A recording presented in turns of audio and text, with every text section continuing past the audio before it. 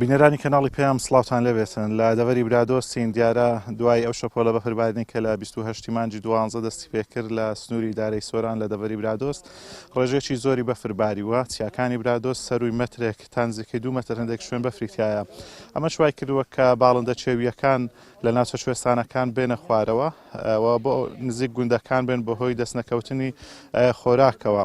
سەرڕای ئەمەش بەشێک لە هاوڵاتیان ڕاوچیەکان بە تایبەتی ڕاوچەکان کە هاتوون لەم ناوچانە ڕاویان کردووە و ئاژەڵی چێوی هەروەها باڵندەی چێویان ڕاو کردووە کە ئەمەش وردە وردە هەم ئاژەڵەکان و هەم باڵندەکان بەرەو لە ناوچوونە بچن کە دیاردەیەکی ناشارستانیە. من سەبارەت بەو بابەتە لەگەڵ بەڕێز کاکەژار ماهیر بەڕێوەبەری فەرمانگەی ژینگەی دارەی سۆران قساکەم.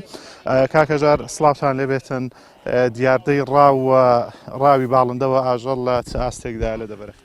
بەناوی خۆی گەورە میهرەبان، سپاس بۆ جەنابتان کە هەمیشە هاوکار و نەهەماهەنگن لەگەڵ ئێمە لە ئەمڕۆ هەم بڵێ سەردانێکی مەیدانی بۆ ئەم ناوچە شەخاویانەی کە لە ئیدارەی سەربەخۆی سووران پێبانگە و قەزای سیدەکانیشێکی کە لەو قەزانە کە ساڵانە بەفرێکی ئیجگار زۆر لێ دەبارێت. سەرەرە ئەم بەفربارینەکەن لە ناوچەکە باریوە ئەمساڵ ڕێژەیەکی ئیجگار زۆر ئاستەنگ بۆ ئاژەل و باڵندە دروست کرا و ڕێژەیەکی زۆر ئاژەل و باڵندە پەراگەندە بوون و ئاوارە بوون.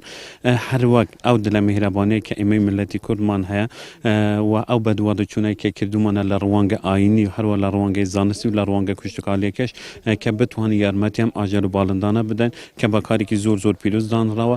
هەتا هەر دوێنێ ئەو سەرجێکی کردومە لە وڵاتی سعودیەش کە بە وڵاتی گەورەی مسلمانان دانرا بانگەوازیان کرد بوو کە ئاژەل و بۆ دان و خۆراک بۆ ئاژەل و باڵندەکان دابین بکەن، چونکە ئەم ساڵە جیاواز لە هەر ساڵێکی تر بۆ گۆڕانکاریەکانی کەشەوە ڕێژەیەکی ئیجگار زۆر بەفرباری بوو و ئەمەش لە ناوچەکە ئاسەنگی زۆر دروست دەکات. بۆیە ئێمە ئەمڕۆ کە لە ڕێگای ئەوەی کە بتوانین هەم دان و خۆراک دابین بکەن و پەیامێکیش بگەینی بۆ هاوڵاتیان هەرێمی کوردستان کە پێویستە ئێمە ئەو هاوسەنگی ڕابگرین.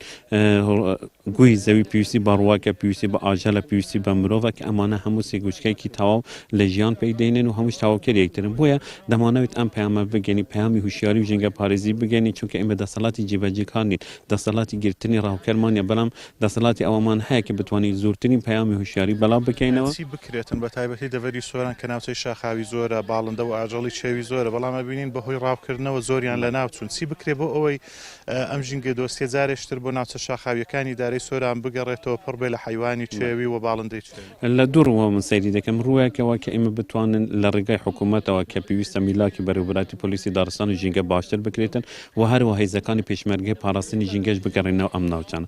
ئەمە لە ڕووی ئەمنیەکە و لە ڕوویەکی تر ئێمە وەکو فەرمانگە وەکو ڕێکخراوەکانی کۆمەلگای مەدەنی وەکو ژینگە دۆستەکان حتا لە ڕێگەی مینبەری مزگەوتەکانەوە لە ڕێگای مختاری گوندەکانەوە بتوانین زۆرترین پەیامی هوشیاری بەڵاو بکەینەوە.